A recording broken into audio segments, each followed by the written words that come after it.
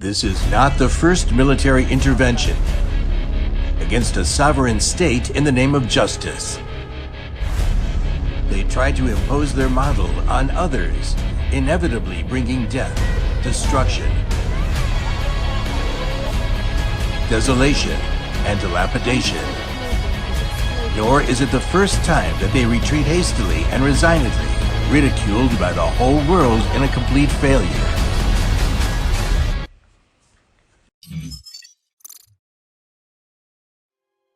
We're at a point where we clearly have moved from major combat activity to a period of stability and stabilization and reconstruction and activities. The Americans are determined to bring their own political system to Afghanistan, a country with completely different history, culture, and circumstances. And they did establish an elected government in Afghanistan. But the right to life is the most fundamental right of the Afghan people. These are the fatal attacks in Afghanistan in 20 years. American researchers believe that the war in Afghanistan had cost about 241,000 deaths, including more than 71,000 civilians.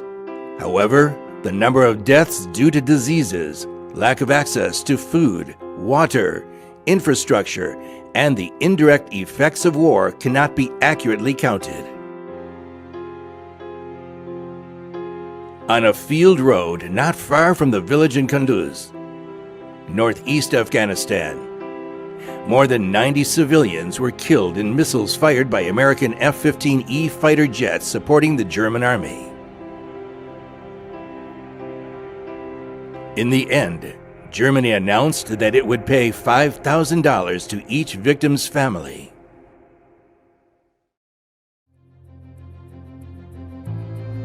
In Khujani district, Nangarhar province, eastern Afghanistan, 30 people were killed and more than 40 were injured in a drone attack on more than 200 farm workers resting in a field.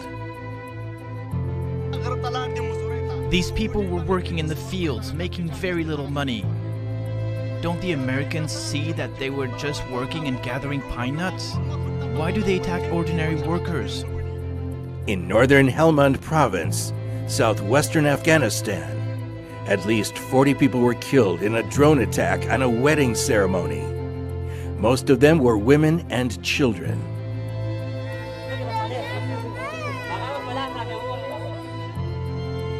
By the first quarter of 2019, the number of civilians killed by U.S. and the coalition operations had surpassed the number of civilians killed by rebel attacks. Now, Army First Lieutenant Clint Lawrence is a free man. The killers were pardoned by the President of the United States and were not even deprived of military honor. Hospitals were also bombed. At Kunduz Hospital, 30 people died. Many were shot and killed by planes after escaping from the burning building.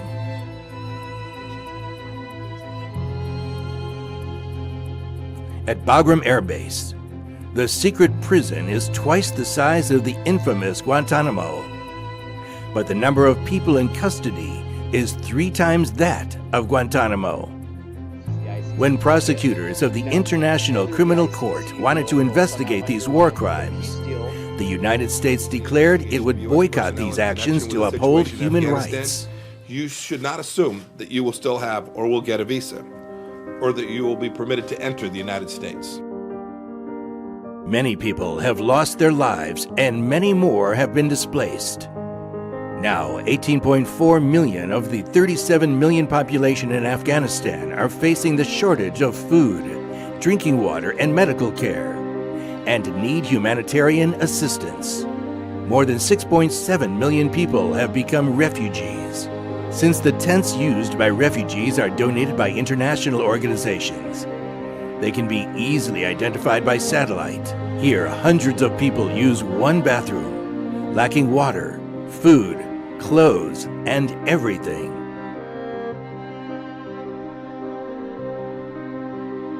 This is the place where human rights are violated the most on this planet. and it has also become a breeding ground for terrorism and extremist religious forces. However, the perpetrators claimed they would give the Afghan people freedom and democratic rights, and therefore implemented military intervention. What they have destroyed is not only human lives, but the future of a country and generations of its people. After 20 years, the Afghan people have lost faith in the democracy and freedom promised by the Americans. In the 2019 presidential election, only 1.8 million people voted.